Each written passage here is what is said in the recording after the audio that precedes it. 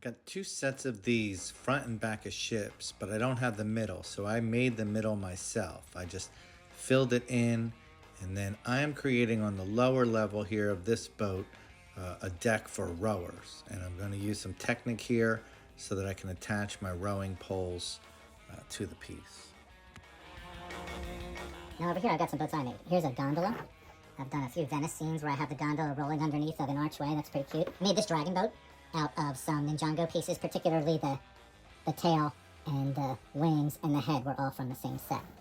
And then this pirate ship in the back, I'm not done yet. I'm still finding sails.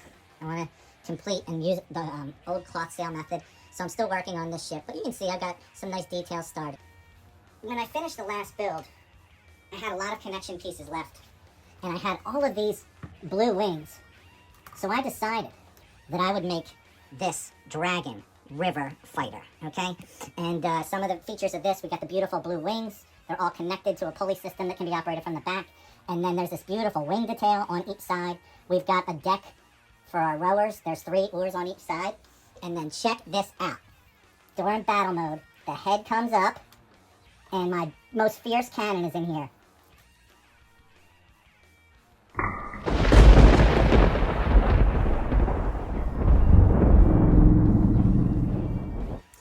Like I said, the inspiration for making this boat was I had a lot of leftover connection pieces. So let's take a look at what we've got in the connection box, and then I'll show you how to use them to make something like this.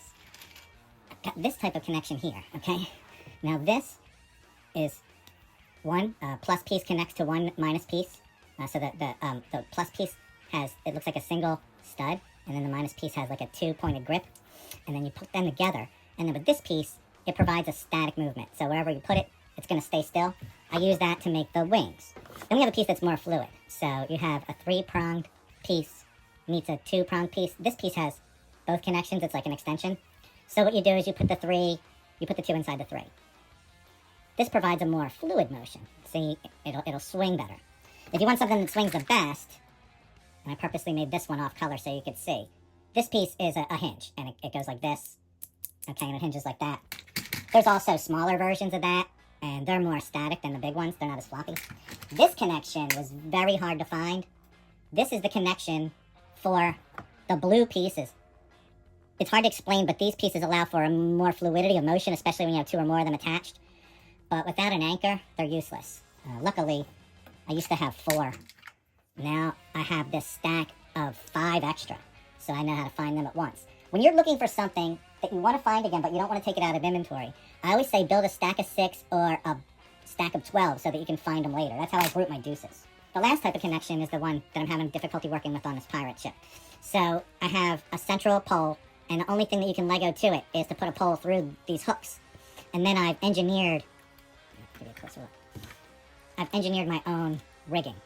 And I use the Destiny's Bounty as a blueprint for how to do the rigging on these sails, okay?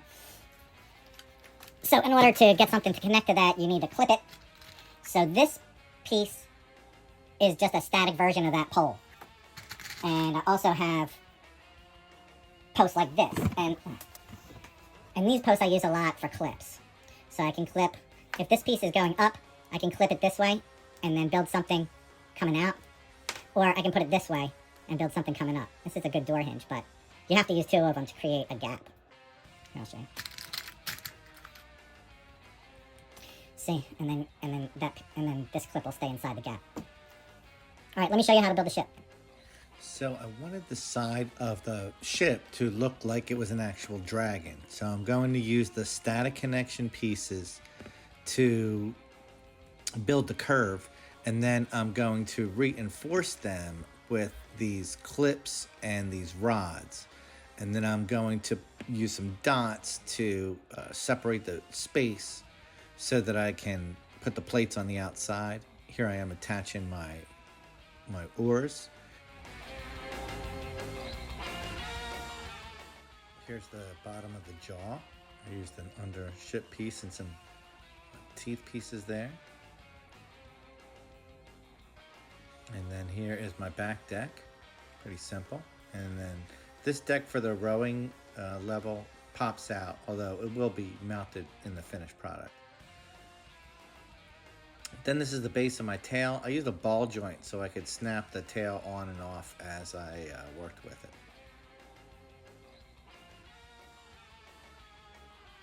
And then here's the back.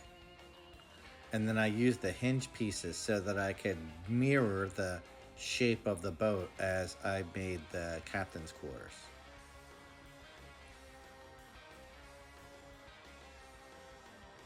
Little detail in glass on the outside of the captain's quarters there. And then I've got some studs here that will change direction, so I'm going to put some leaf detail on the finished product. Come along.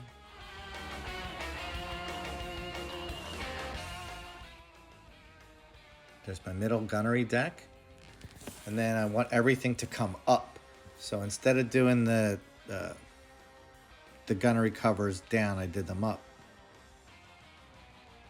And then here's the top of the head. It's on a hinge. Detail on the gunnery deck, and then I make the body of the dragon slope toward the head so it looks more natural. Now I'm going to do some detail work on the tail. And then I have a top deck behind all the blue sails in the back. I have my steampunk guys rocking out back here. I had to use a series of jump plates to move the back of the deck 1/2 a step back just to get the spacing right. Attach the rigging and done.